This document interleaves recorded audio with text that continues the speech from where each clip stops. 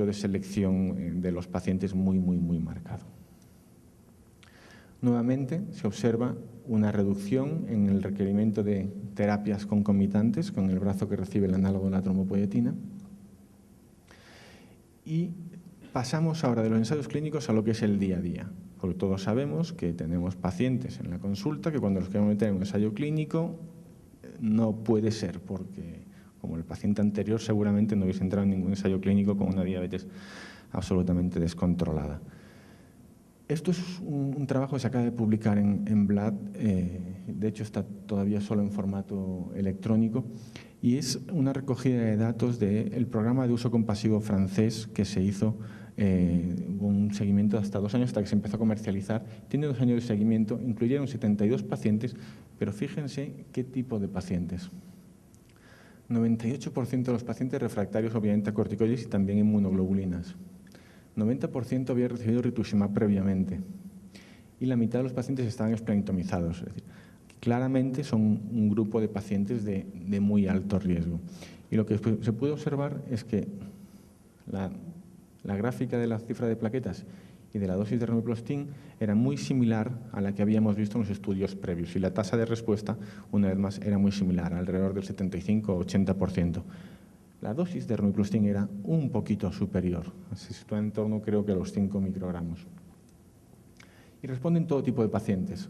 Incluso los pacientes con scores de sangrado muy elevados se van a una tasa de respuesta por encima del 50% de forma mantenida, lo que nos habla de unas estabilidades en las respuestas que son muy importantes.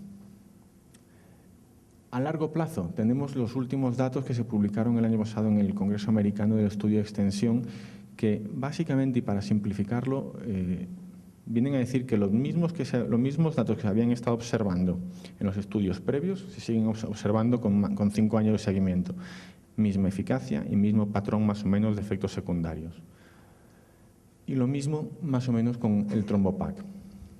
La única duda que a mí me surgió en este trabajo con el trombopac es que hubo un 40% de pacientes que tuvieron que abandonar el tratamiento por diversos motivos. Y esto es un poco que llama un poco la atención.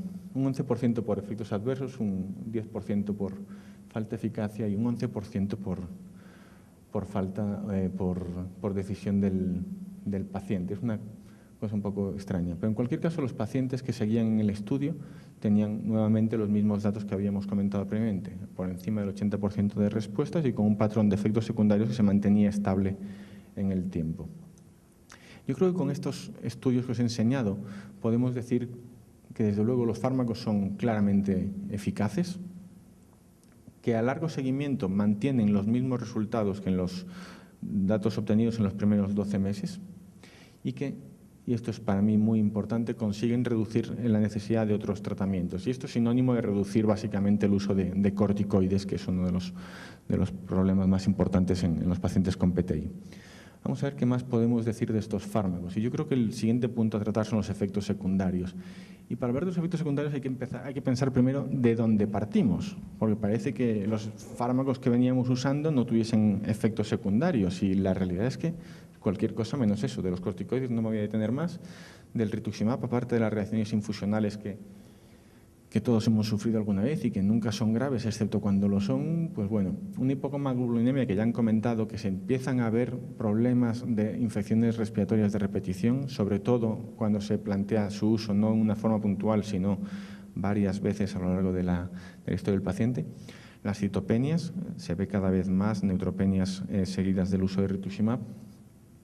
Y una cosa preocupante en cuanto a su gravedad, no en cuanto a su incidencia real, ¿no? La leucoencefalopatía multifocal progresiva es muy infrecuente, pero es mortal. Es decir, es cierto que aparece pocas veces, pero esto ha sido uno de los hándicaps en la artritis reumatoide para frenar el uso de rituximab. Vieron varios casos, se reportaron y salieron una serie de alarmas que hizo bajar el uso.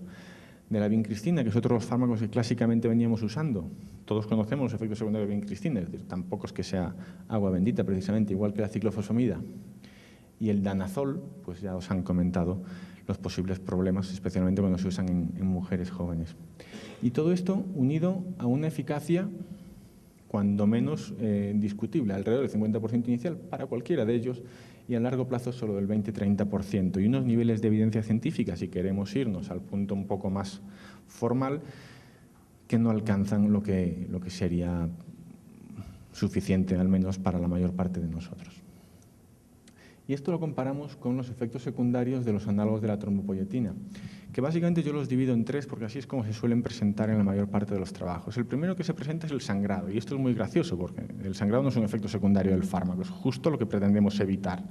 Entonces, bueno, lo que quieren decir con eso es la trombopenia de rebote. Es cierto que cuando tú paras cualquiera de los dos análogos de la trombopoyetina, las plaquetas van a caer, y suelen caer en picado y a veces caen a niveles por debajo de los que tenía el paciente previamente. La solución para esto es relativamente sencilla. Si tienes que parar el fármaco, yo creo que esto se va a dejar o eventualmente incluso con los estudios de cinética plaquetar en función de si la destrucción es hepática o esplénica, eso puede predecir o no ser útiles en algunas decisiones que tomamos con los pacientes con PTI.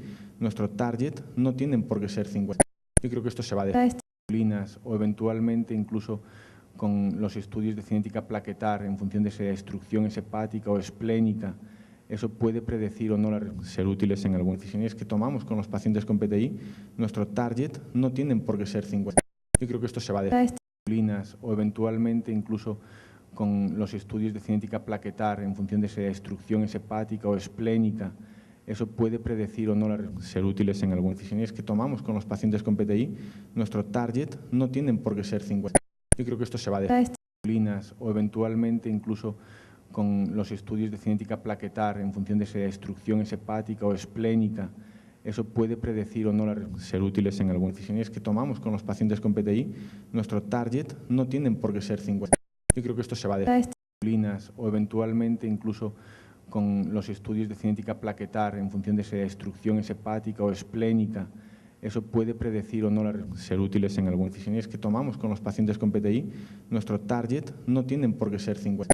Yo creo que esto se va a dejar o eventualmente incluso con los estudios de cinética plaquetar en función de si la destrucción es hepática o esplénica, eso puede predecir o no ser útiles en algunas decisiones que tomamos con los pacientes con PTI.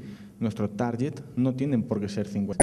Yo creo que esto se va a dejar o eventualmente incluso con los estudios de cinética plaquetar en función de si la destrucción es hepática o esplénica, eso puede predecir o no ser útiles en algunas decisiones que tomamos con los pacientes con PTI. Nuestro target no tienen por qué ser 50.